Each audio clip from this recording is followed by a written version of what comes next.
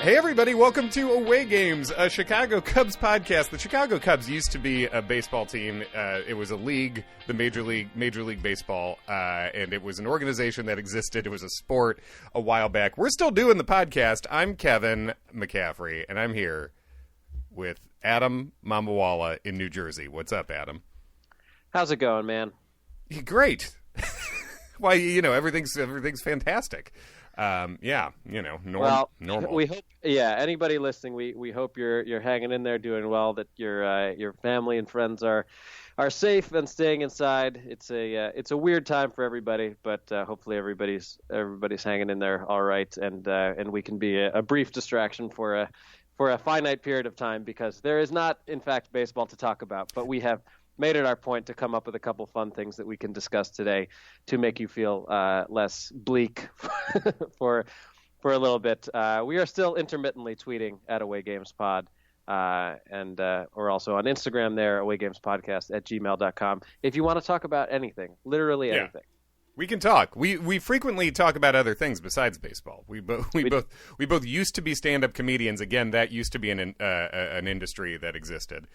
Too. So we're coming to you from the past in all sorts of different ways on this show. But yeah, we'll talk about whatever, really.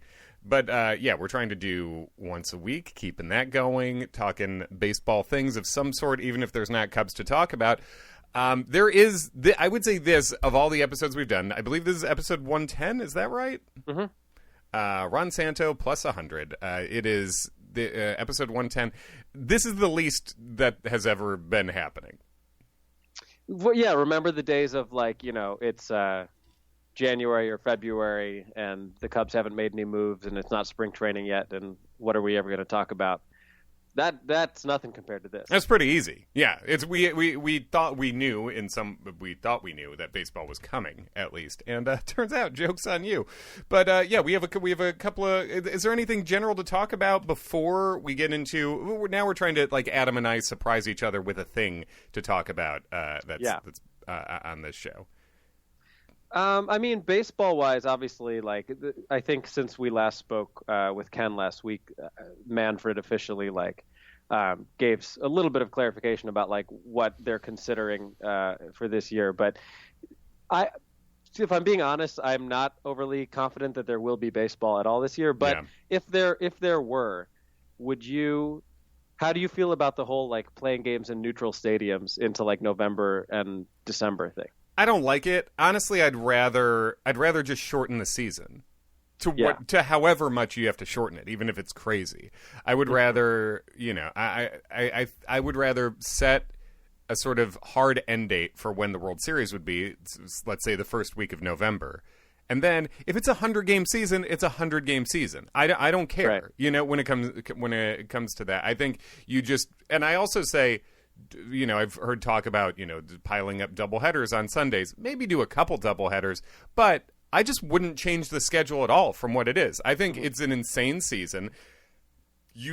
I think you don't overthink it. I think whenever you can start, you start. Whatever the schedule is, it is. Fuck it. You just go. And then I would just shorten the season that way. So as opposed to doing neutral sites, because neutral site makes sense for a football game. It's one thing. A neutral site, people can't go take a full week to go watch their team somewhere, and also the people in whatever city it is aren't going to go. They're not going to pack the house for teams they don't care about that many times. I don't think either. How do you feel?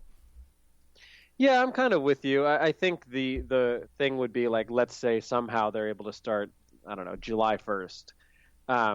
What if you're a team that's had you would have had a really front-loaded or back-loaded schedule to that point, in terms of now if we just pick up the schedule where it was, you're playing way more or way fewer home games. I think that would probably be the thing they would have to figure out. But I mean, it's got to be such a big undertaking to schedule a baseball season anyway, that it's whoever has to deal with that. It may just have to be what you're suggesting, where it's we'll just pick up where we would have been.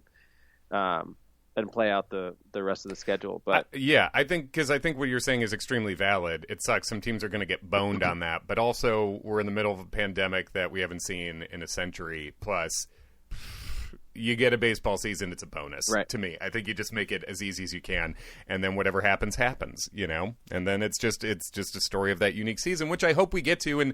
But at this point, it seems like, you're not, I can't imagine the baseball season would start before July, like it, No, and you have to wonder, even if it did, how comfortable would people be to take the risk of just going out into a group? I mean, I think what we're dealing with is going to like fundamentally change how people approach going places, at least for a while. Yeah, and it should approach how people approach people. I mean, if you've been, obviously Adam and I are both in the New York area, which is the biggest hot zone for coronavirus right now, but also it's going everywhere, so I don't think either one of us feel particularly endangered by this. But we have been, if you live in a big city, you've been to a grocery store, you've seen a lot of old people don't give a shit about this and are still bumping into you and touching you and stuff, and it fundamentally should change how people approach people for a while. But it's hard to see people, ushers being at games and only selling tickets a certain amount of feet from each other, leaving seats empty. It just seems like that is very unlikely. It seems more likely to either be like, okay, empty stadium games for the first month, right, or or what. So I don't know. We just don't know. It's hard and almost worthless to even hazard a guess at this stuff at this point. Right. I just hope that this has made Moises Alou consider not peeing on his hands. Consider hygiene a little more, or just or peeing on his hands for 20 full seconds. At least sing "Happy Birthday" twice while you're taking that whiz. It's got to be a big whiz. It's hard to sing "Happy Birthday" when you've got that much dip in your jaw. It sure is. Yeah, he's facing a lot of difficulties. Yeah. Oh, there's one sort of baseball-related thing that's going on right now, and it's plugging another podcast, but we do that because we don't give a shit. Listen to all the Cubs stuff. There is a player-driven podcast out right now from Arizona roommates Ian Happ, Nico Horner, Zach Short, and Dakota Meckes, The Compound. So those 4 players got together and started their own podcast because they got time, and they're all rooming together, so that's kind of fun. That is cool. Did you happen to see, I think it was Ian Happ's Instagram story maybe about a week ago, where they were playing tennis with each other? I did not see that. It's amazing to see how uncoordinated professional athletes can be at other sports sometimes. That's funny, and Adam is a tennis instructor and played tennis, so I am, and I am confident that I could beat all of those guys in a tennis match. It's that I always get a kick of that, where I think I just assume that if you're good enough to be a professional athlete in one sport, you have to at least be above average in most other things. But then you see John Wall throw a baseball, and you're like, how is that even possible? Right. Yeah, it is especially weird when it's basketball people too, because baseball, extreme hand-eye coordination, extreme reflexes. Those are things you need. And Ian Happ especially, he strikes me as somebody who's probably a 4-sport athlete. Yeah, right. He's just extremely athletic. And even, God, most of those guys really that you just named too. Nico Horner seems like a very good athlete too. He runs very well. Zach Short, great defensive shortstop. But yeah, but also with baseball skills, I can see how you could not be an athlete, especially if you're a pitcher, or just a slugging, chubby first baseman or something. Right. It's really weird to see a basketball player like a point guard not be able to do something else. It's like, what happened there? You got, congrats on the exact combination of genes you got that made you great at this one extremely difficult athletic thing. Right. There is some good news for the people listening to us who are Chicago sports fans, which I assume is a majority. I don't know if you saw this, but so ESPN was going to come out with a 10-part documentary called The Last Dance about the final Bulls championship season. It was supposed to come out in June, and because everybody is looking for things to watch, they've actually pushed it forward. So it's going to come out April 19th. Great. Yeah, that's I saw that. Which is something I've been actively been looking forward to. Oh yes, and see, I think I saw the teaser around Christmas or something, or maybe even before that. But I'm very much looking forward to that. Fuck Tiger King, man. That is the thing I'm interested in. Have you been watching Tiger King? Yeah, we watched it. I have not finished it. I'm 4 episodes in. My parents keep falling asleep during it, which is amazing because it's very compelling. It is. I think it's top heavy. The first episode, I was like, all right, more into it than I thought I was going to be. And then it's not that there's weird twists and turns that I guess get more predictable by the moment. But I feel like the first half has most of the steam in that Tiger King run. Yeah. Yeah. Do you have any? That's what we should have done today. We should have made Cubs comps for Joe for Ooh, Tiger King for the character. characters in Tiger King. Yeah. If you who would be the I don't even know how to do it because they're all such like irredeemable people. I think everyone's Milton Bradley. Yeah. Just everyone is a violent sociopath, I think. So yeah, most of them are Milton Bradley, I guess. Yeah. There's a couple of nice employees Mm-hmm. that Joe Exotic has. But Yeah, the one-armed, the faithful one-armed employee who returned to work in 5 days after having her arm bitten off by a tiger. Yep, one-armed employee is nice. The one with 2 prosthetic legs are nice. Basically, if you have all 4 limbs, get the fuck out of here. But if you have less than that, you're pretty cool on that show, I think. Or all of your teeth. Yes, totally. The guy with almost none teeth. It would be better to have none teeth for that guy. The guy who has 2 teeth and 0 shirts. Yeah, it's like the old David Tell bit where he's like the guy who has 1 tooth and he's not even taking care of it, you know? Yeah. He seems nice too. Well, I think this is truly a stretch to compare this in any way to what we do, but like you and I are part of an extremely niche community of like people who are really into the Cubs. And just in having done that for a couple of years, it's like, oh, there's like a ton of people who are like part of this little world that really only us know about just through like Twitter. And then you see something like that and you're like, how do all of these just little pockets exist in society? Like there are so many different things. Like there's like people who are like furries and there's like a whole world of people who like dress up like, you know, chipmunks and hang out. Like it's so interesting to me that these people are just like out there existing all the time. We have no idea about this. Oh yeah, the world is big. Turns out it's very big, and yeah, and that I mean that's I would also think a modern thing too. In medieval times, it's like, oh, you know what? I'm into bread. Me too. You know, that's like 80% of the world right there. And then someone else is like, I'm a vegetable guy. And that's it. That's all the shit you're interested in. Whereas now, yeah, you got a lot of choices, and you got a lot of these niche communities, like you say, where it's like there's this many people who are just really into tigers. By the way, I like tigers. I think it'd be really fun to pet a tiger. Should you own one? I think pretty obviously not. But yeah, it looks fun. Like I would like to hang out with a tiger, of course. Isn't one of the things they do called cub petting? Yeah. Yeah. I mean that's a crossover event for our team. Yeah, that's true. I would stick to. I think Clark is about as close as I want to get to any cub. Yeah, I think that's safe and good. Man, one of our Cubs Ian Happ needs to come out with a cub petting video where it's just him like stroking Zach Short's hair. Just petting his head. Yeah. I mean, there you go. We're writing it for them. Let's get a job on their podcast. Oh man. Yeah. So. All right. So I have a couple fun things. I shared these with you. I don't know if you saw these tweets originally, but I thought these were kind of fun things to do. So Uncle Jeff at EB Softball, who is a part of the niche Cubs world, I believe. Right? Yeah, we follow him. Yeah. Yeah. He posted something that was a kind of a redone version of a different tweet from a Dodgers fan, and it said, "All right, it's Game 7 of the World Series, 9th inning, game is tied. You need a scoreless inning out of your pitcher and a walk-off base hit from your hitter. Your birth month is on the mound. Your birth date is in the box. Do the Cubs win another World Series?" So do you have this tweet up? I do. Okay. Who would your people be, and how do you feel? So my people who are up here, and also I think we have to take into account that the real combination that did win the World Series was Mike Montgomery, and technically the winning run was knocked in by Miguel Montero. So you would not necessarily think that that's a dominant combination, but that did win it. Yeah. My combination is Kyle Hendricks. Love it. You're winning that, as long as Joe doesn't pull him and leave the mound empty. You've got Kyle Hendricks and Matt Caesar, which doesn't seem like a sure thing, but he has his bat. He has the Caesar bat, and so I think it comes through. Unless he has to use Rizzo's bat, in which case it's probably too heavy. Oh, that's for him. troublesome. Yeah, that could be rough.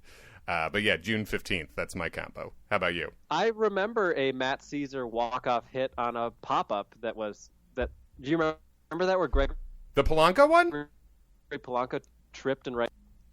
Yeah, I think some people were talking about that online. Our friend Ken Schultz jumped in on it too. Was it Greg Huss? Maybe was tweeting about it originally, but yeah, and saying he remembered exactly where he was when that happened, and I do too. I was walking by City Hall in New York on my way to a show at Tribeca Comedy Lounge. Were you listening to the game? Yeah.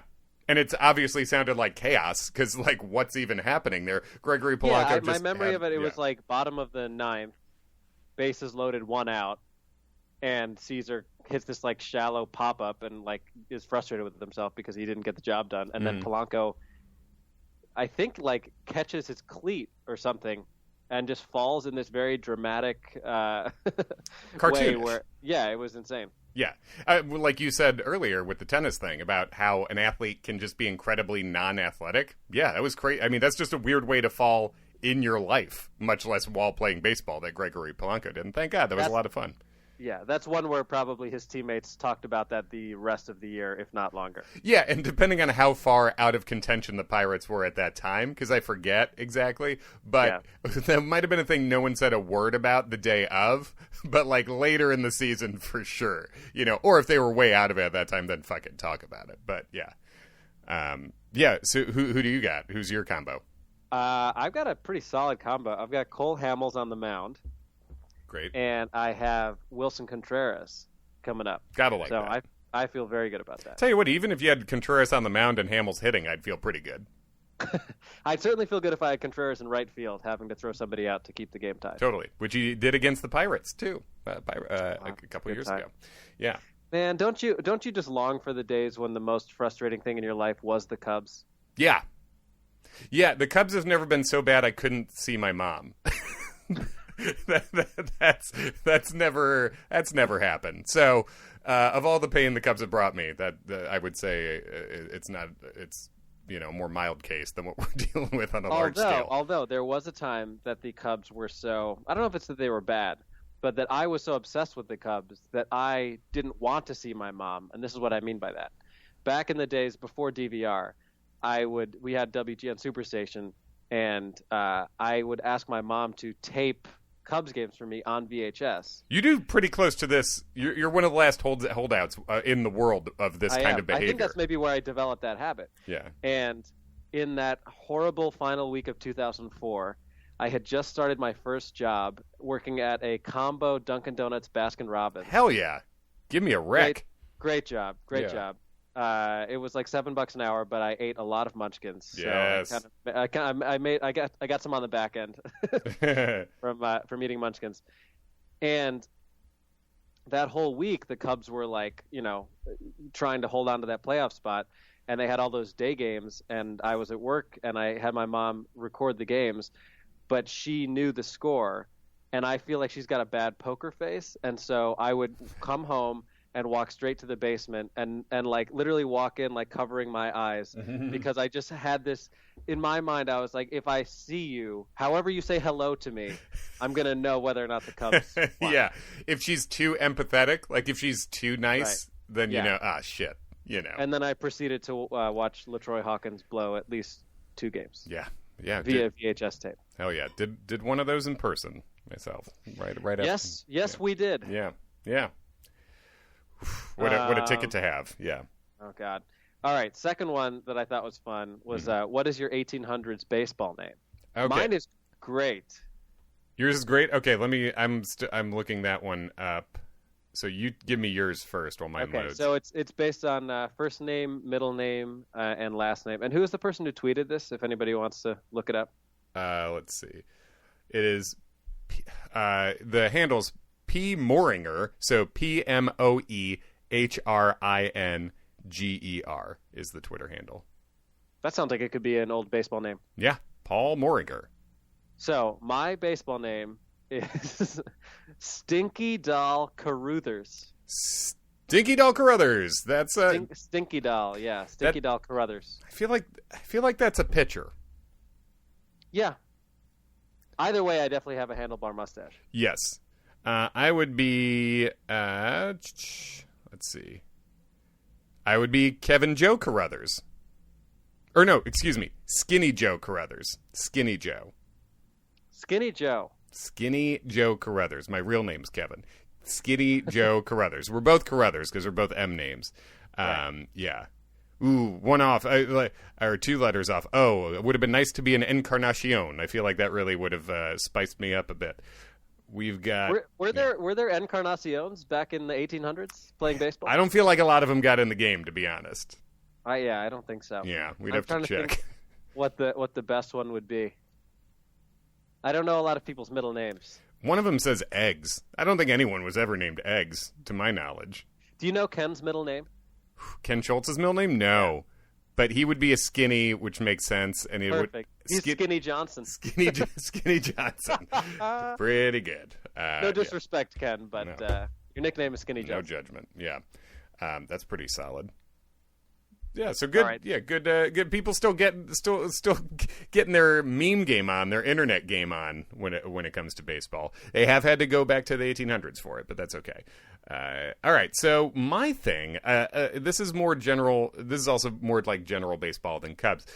People may or may not know that one of the jobs I used to have, my non-stand-up day job, besides being a comedian, I was for a while writing trivia questions for HQ Trivia, which, as you might remember. It would have been an ideal job to do from home. I did it from home. I did it remotely. It would have been an ideal job to do right now. They went out of business like 2 months ago. So, Non-COVID related. Non-COVID related, just run by I would say idiot. So I was gonna say run like it was run by a bunch of idiots. It wasn't a bunch, but it was run into the ground after some intense popularity for a while. I was the head writer of the HQ Sports Game. So I wrote the almost virtually every question on that trivia game. So I have some baseball trivia questions. If you would like to play, and if you would like to play at home, I can throw out some baseball trivia questions. Sure. One, this is a question I wrote, and usually it would be 3 multiple choice options, which I can give you if you want on these, except for this first one, because I had this one written and then it went off the air, so I didn't bother finishing it. But who is the only pitcher besides Sandy Koufax to have multiple no-hitters, multiple World Series titles, multiple Cy Youngs, and multiple All-Star appearances? Only pitcher besides Sandy Koufax to have multiple no-hitters, World Series titles, Cy Youngs, and All-Star games. Also, almost no way you get this. I will say it's relatively modern. Okay.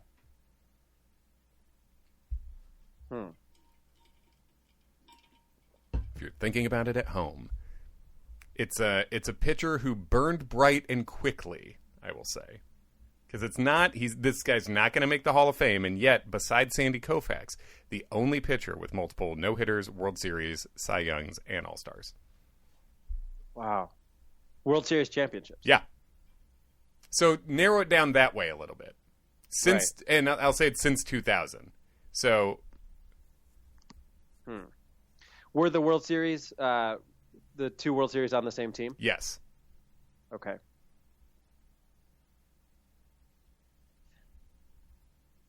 Man, I feel like I It's hard, right? So basically, let's go through who's won multiple Red Sox, Cardinals, Giants, and I think that's it. Yeah. Right? So it's not. I mean, Bumgarner, I don't think has thrown no hitters. Right. It's not him, right? Nope. Um. And this is the one we'll take the most time on. Then I'll hit you with a speed round. Yeah. Red Sox. Wait, and the person has won multiple Cy Youngs? Yep. I feel like I should know this. It's hard. I'll count it down. 3, 2. Wait, I need one more hint. One more hint. National League. Right-hander.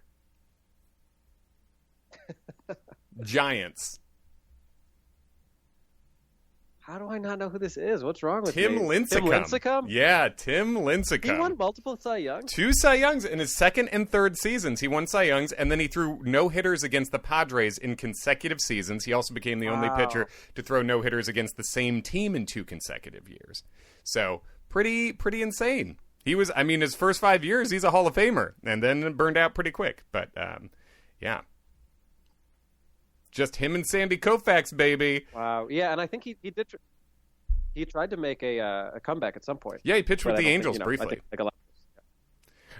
So yeah, and that's a great question because I don't think a lot of people would know that. No, it's an insane one.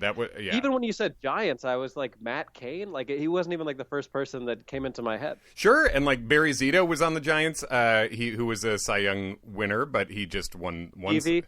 Yeah.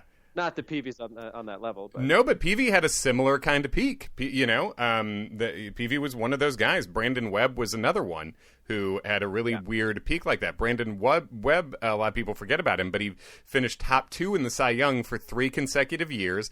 And the Diamondbacks? Yeah, and then he won the Cy Young once, finished second twice, and in his final season, he won 22 games, and then he only pitched 1 game the rest of his life. Weird. That's very weird. So let's do a couple others, and these ones I'll give you multiple choice on because these were finished questions. What is the only team to represent both leagues in the World Series? Brewers, Athletics, Astros. Okay. Astros. Yep, you got it, dude. Did they? Was 2004 their only World Series appearance, or 2005 their only World Series appearance in the NL, or had they been there before? Yeah, that was the only time. What team has more World Series championships than division championships? Angels, Marlins, Diamondbacks. Got to be Marlins. Yep. They have never won a division, and yet they've won 2 World Series. The least deserving franchise of anything ever.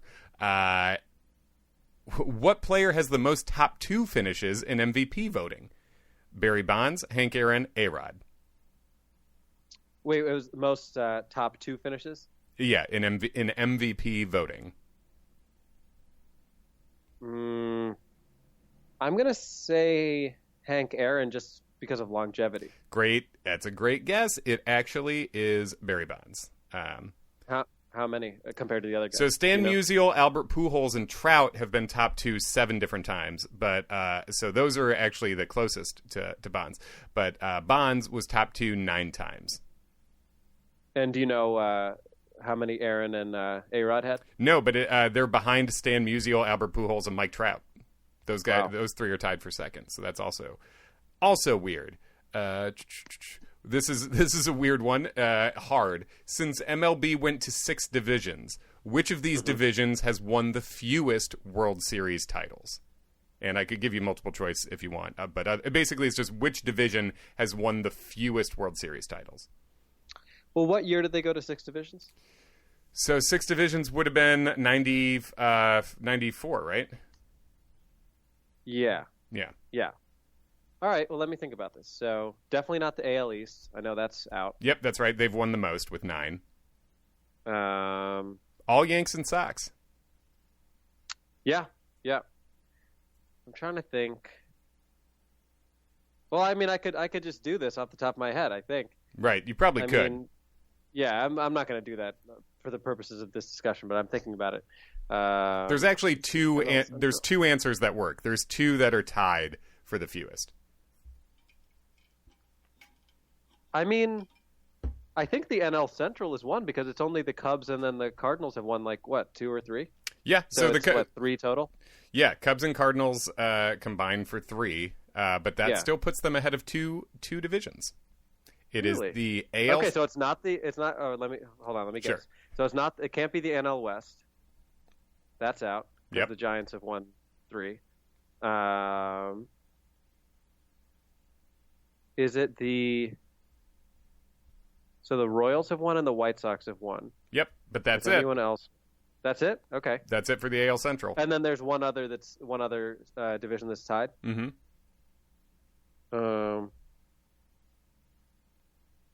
Not the NL East. So then the AL West? Yep. Just the 2. The cheating Astros and the Angels won in 2002. Huh. Yeah. Interesting. Yes. So that means that the Yankees, actually, the Yankees, Red Sox, and Giants have all won more World Series just as a team than 2 full divisions have. Yeah. won Yeah, collectively. 2 divisions only have the 2, and each of them split it between 2 teams. Well, I contend that the Tigers should have won in 2006 and 2013.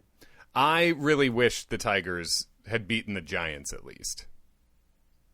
Yes. Because the Giants just mediocring their way to 3 titles is like, I'm glad they won 1, but it's I never loved it. What year was that?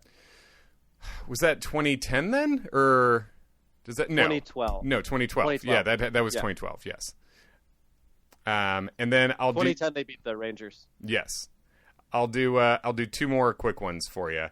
Okay. Which of these franchises is tied for the record for most consecutive postseason losses? White Sox, Cubs, Red Sox. Most consecutive postseason losses. I mean, I know the Cubs had lost, I think, 9 or 10 in a row until the 2015 wildcard game. So I'll say Cubs. Good guess, but no. It was the Red Sox. Twins and Red Sox both lost 13 individual ones in a row, and the Twins are still active on that one. I believe. Oof, and actually, the Twins cannot beat the Yankees. I was going to say, I actually might have written this before that, so that might not even be correct anymore. When the hell did the Red Sox lose that many in a row? That's a good question. I mean, I think a long time ago. That was because they made the World Series. Yeah. And then, which of these pitchers has had a year with twice as many strikeouts as hits allowed? Max Scherzer, Nolan Ryan, Roger Clemens. I'll say Clemens. Great guess. It's actually Max Scherzer. And this year, 2 different pitchers accomplished the feat, Cole and Verlander. I wonder if they had any help in any way to give them, I know we only talk about the hitters, but the pitchers, the spin rate goes up in Houston. I know it's just one-sided cheating on that team. I'm sure that makes a lot of sense, but yeah. That is my proudest tweet in the time of Corona from our away games account is calling on all baseball fans to agree and promise each other now that no matter when baseball resumes, be it a month from now or 3 months from now or next year or 2 years from now, we will still collectively boo the shit out of the Astros. Yeah, it doesn't just get to be okay because we're all happy we're alive and kumbaya and shit. No. They're still assholes. We hope everyone survives, but part of the kumbaya get back together can be fuck exactly. them. I hope everyone on the Astros is very healthy so that they can all be present to be booed. Yes. Hope you feel bad professionally for a long time. But those are some... You and I are fucking done professionally. Christian Bale? Yeah. Yes. And I mean, God, you could yell that at me right now and I'd be like, yes. Yes, I am. We are. Yes, thank you. Yep. I that line, as it was Christian Bale many years ago yelling at some, director of photography on the Terminator movie set, and he screams at him, "You and I are fucking done professionally," which is so funny because it's like, does it imply that personally they're still going to be cool? Like, I'm going to ream you out on set and then let's go get a drink after? Yeah, we're still boys, okay? But I have a real problem. From a professional point of view. Yes, that's done. Well, there we go. That's all I had, man. Just some old trivia questions there's no more use for anymore. Well, you know what? I know it seems silly to continue doing a baseball podcast when there is literally no sports other than esports. But I think if we can do a small service for people to be distracted for a bit, I'm happy to keep doing it. Absolutely. And Adam, you've got other stuff people can watch and listen to, so plug that too. I mean, if we can give people a half hour or something to listen to in these weeks, people like listening to away games anyway. That's what we're trying to do. But we also have other stuff. So Adam, what else can people check out if they want to see where you're at? Yeah, well, you can follow me on most of my stuff is on Instagram at Adam Mamawala. You probably follow me there already. If you don't, it's Adam and then Mamawala. I've been posting a lot of sketches and stand-up clips, and I also have started a twice a week show on Instagram Live at 8 o'clock Eastern called Celeb Stories, where I hear weird celebrity encounters from people. Last night was the first one. We're recording this on Wednesday. We had some stories about some very interesting people, including but not limited to Marilyn Manson, Justin Bieber, Jack Nicholson at a Yankees game, actually. Nice. Who knows? A lot of people. So as it turns out, I got a lot of have some. Uh-oh, you're cutting in and out. I've lost Adam for a second. The celebrities have called in a favor. Go ahead, say it again. Oh, I don't know where I cut off. Basically, that it's going to be. Well, it's every Tuesday and Thursday on my Instagram live until I run out of stories or run out of interest. Great, in doing it. So follow Adam on Instagram. Check that out. And what time is it again, Adam? 8 o'clock Eastern. 8 o'clock Eastern on Instagram. Sweet. I follow me at Kevin McCaff on Twitter. I'm still pretty active there. At Kevin McCaff. Also on Instagram, I've been putting up stand-up clips and stuff like that lately as well. And I've got another podcast or two. You can follow if you like the show. If you are listening to our show now and you also love Sex and the City. Wow. Hell yeah. So listen to myself and a very funny television writer named John Daly. We've never seen the show before. We're watching it from scratch. It's called Sex and the Cityots. I've got links to that on my stuff, or you can just search Sex and the Cityots on Instagram. And we're doing live episodes of that. We're in season 4 right now. We're doing a new episode every week, drops every Friday. And we're well into season 4, so a lot to binge and catch up on. It's a lot of fun. But yeah, thanks for still listening to us, guys. We appreciate it. Hope you stay safe. Stay fucking cool and relatively alone for the next for the next while. And I guess we'll be back next week trying to do this again, right? Sounds good. Later.